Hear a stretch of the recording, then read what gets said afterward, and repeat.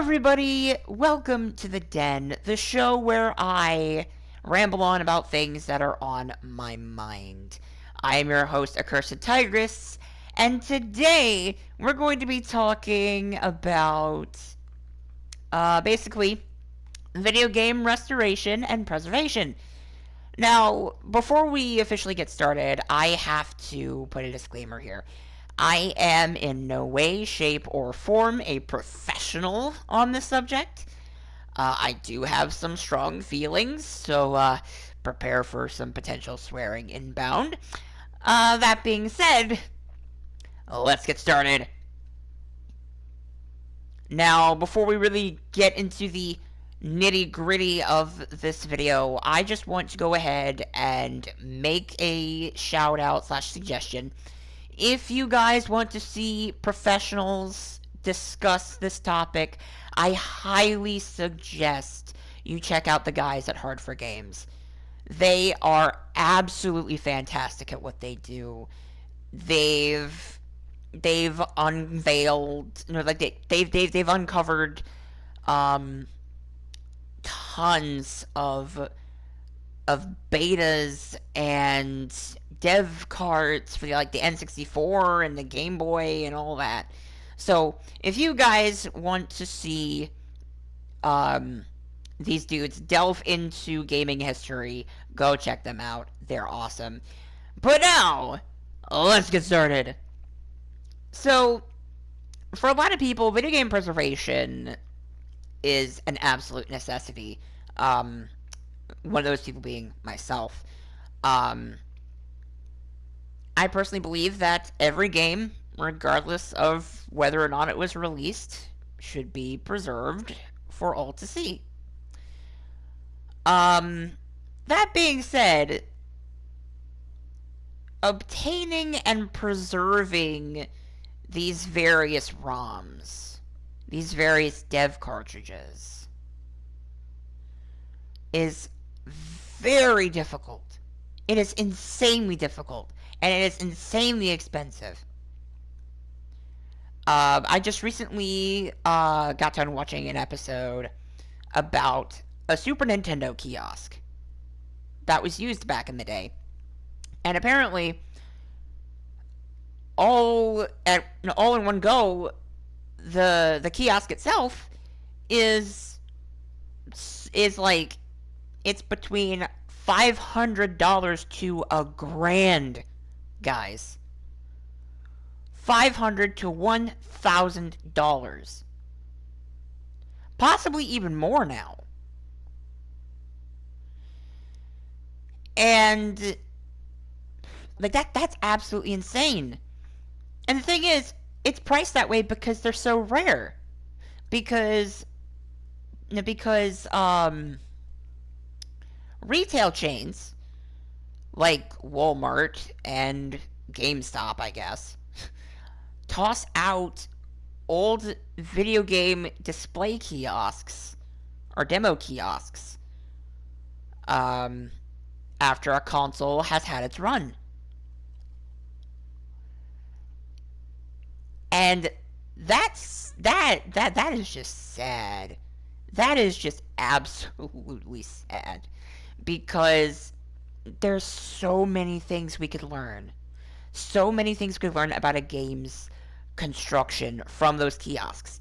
For example, also in reference to the previous episode of The Den,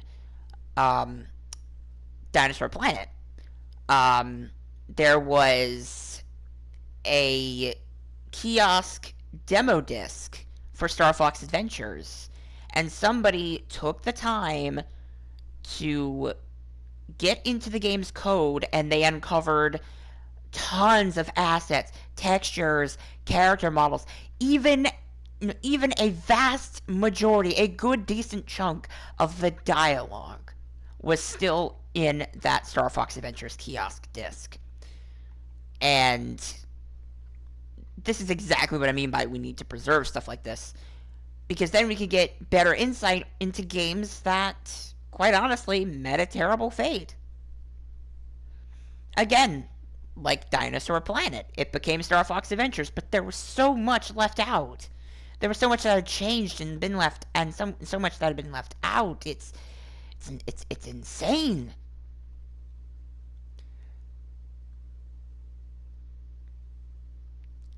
If you work at a retail chain, and if your boss tells you to start throwing out old display kiosks,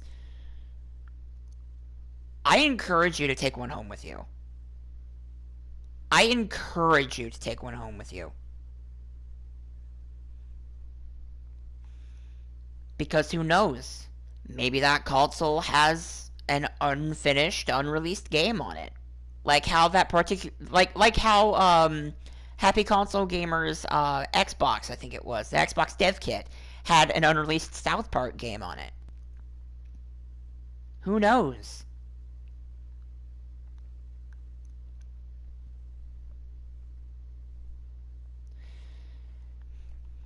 And this comes to another section that involves VHSs. Now, back in the day, companies would record their games on VHS. And then they would distribute copies of this VHS to I think to retail chains. I can't remember. I don't know. Excuse me. And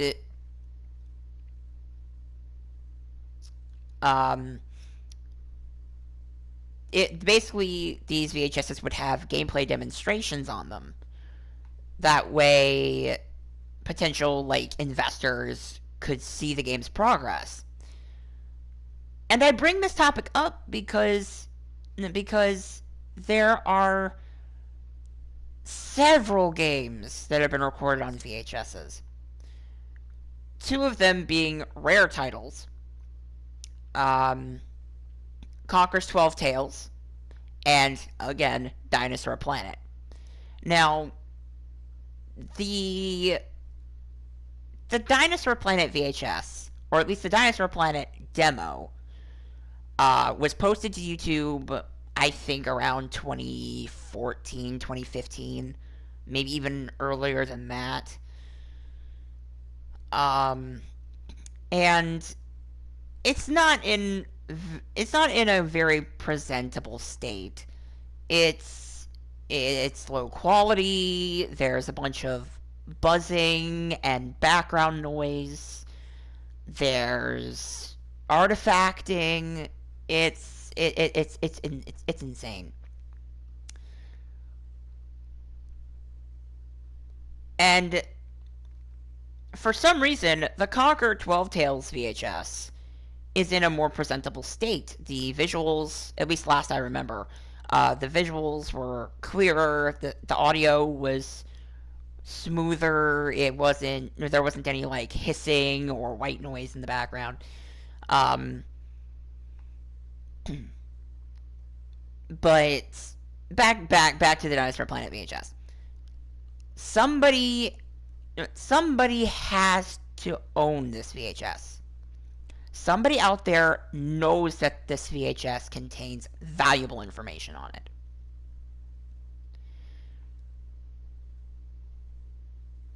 And if the person that owns that VHS comes across this video,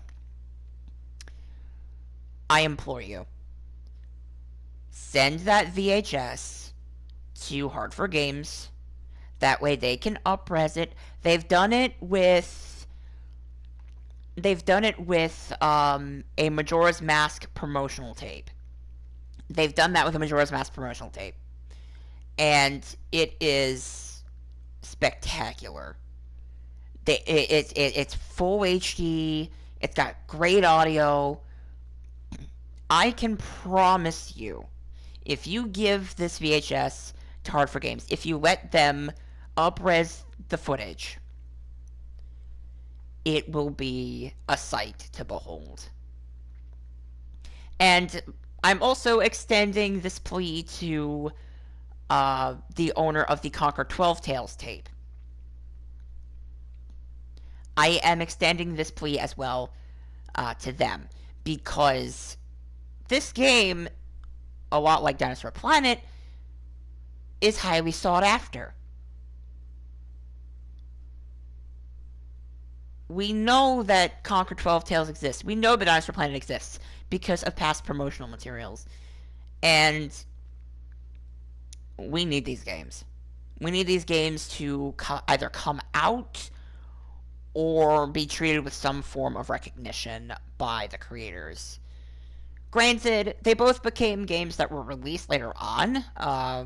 Again, Star Fox Adventures and Conker's Bad Fur Day. But we want to see, we want what could have been, not what is. We want what could have been. I mean, yeah, Conker's Bad Fur Day is an N64 classic. It is a classic from start to finish. I recognize that. But Star Fox Adventures, however, kind of left a bad taste in my mouth after I kind of grew up. And it was because of that stupid ending. But we're not going to go down that path. Not today, at least. Maybe someday. But not right now. Yeah. Part of me wants to believe that there's somebody out there who owns a dev card of Dinosaur Planet or Conquer 12 Tales, and they're not showing it off because either they don't want to or they don't want to risk it. And that's the thing with old N64 dev cards. And dev cards for the Nintendo 64 have this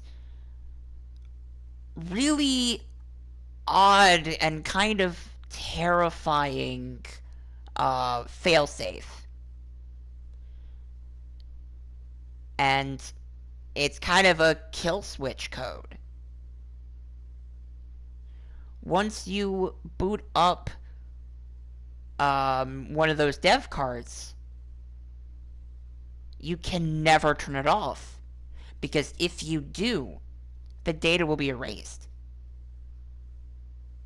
So when you get an N64 dev card, you always run that risk of the data not being there. And that's a very terrifying thought. Especially if the cart is unlabeled.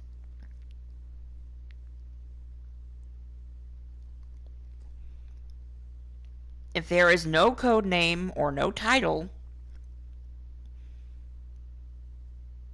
then you have to check it. But at the same time, you can't. Unless you know how to properly dump a ROM onto your computer, you can't. You can't check it. Because if you do, then you run the risk of erasing the data after you shut it off.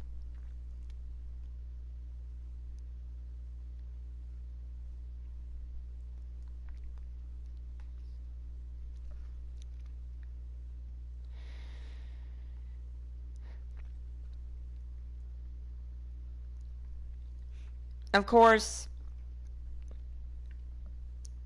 this nowadays, because of specific programs for ROM dumping, this issue isn't exactly as big as it used to be. But it's still terrifying to even think about, in my honest opinion. Because if you mess up, there's no going back. And wow. But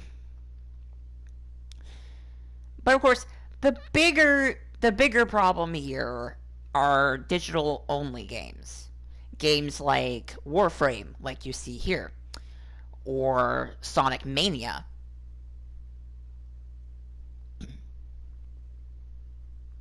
Games that are good in all in every sense of the word. That are online only. What would happen to them if the shop that they were put in suddenly closed? What if when the PS4's lifespan is over? What if the shop just shut down and Sonic Mania ceased to be? What if Warframe ceased to be because of that deletion? And would we be able to restore these games? Would we be at all able to restore these games? If there was a PS4 that still had these games on them, would they be salvageable at all? Would the data be corrupted? Would it be unplayable? That's the struggle of these that's the struggle of these guys. That's the struggle that people like the guys at Hard for Games and various other console archivists or video game archivists suffer from. This is the same stuff that they have to deal with every day. And not only that, but they have to suffer through false leads. People leading them on, lying to them, baiting and switching them. It's not cool, guys. It's not cool. It sucks. And whoever does that is an asshole. But anyway. Oh, yeah. So, I guess I will pass this question along to you. Are there any games, released or not released, that you think should be preserved for the ages? Or is there a particular console that you want to see preserved for the ages? Is there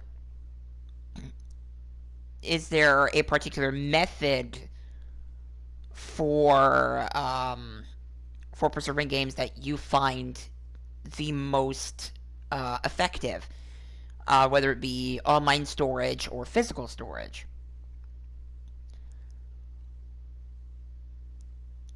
And to finish this, I know it's like blatantly obvious that I want Dinosaur Planet to be brought back into the light of day. It's all I could think about for these past few days, and I'm just really like into it. Like, I want to see what this game would have played like. I've watched the hour-long demo at least twice already. Because it's the only kind of video evidence we have of its existence. So, anyway. Oh yeah, there is one more thing. I forgot there was just one more thing.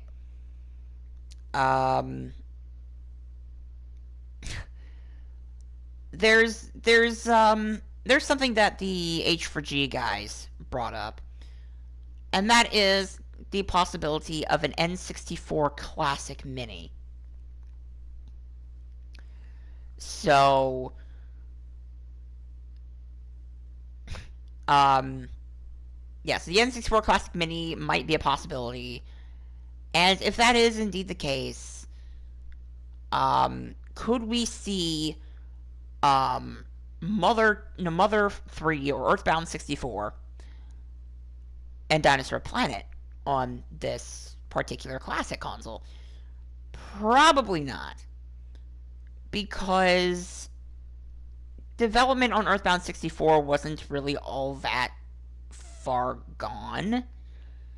Like, it wasn't really all that far along, so we might not get that. But I have just a little more hope for Dinosaur Planet. Because Star Fox Zero, which was released for the Wii U in 2015, I think. I don't remember. But Star Fox Zero is considered to be a soft reset to the Star Fox franchise as a whole. So, will we see Crystal in her own game? Will we see Dinosaur Planet come back in full force? One can only hope. This has been AccursedTigress, and this has been the second episode of The Den. I hope you enjoyed this episode, because I know I did. And that is all for this video. Peace.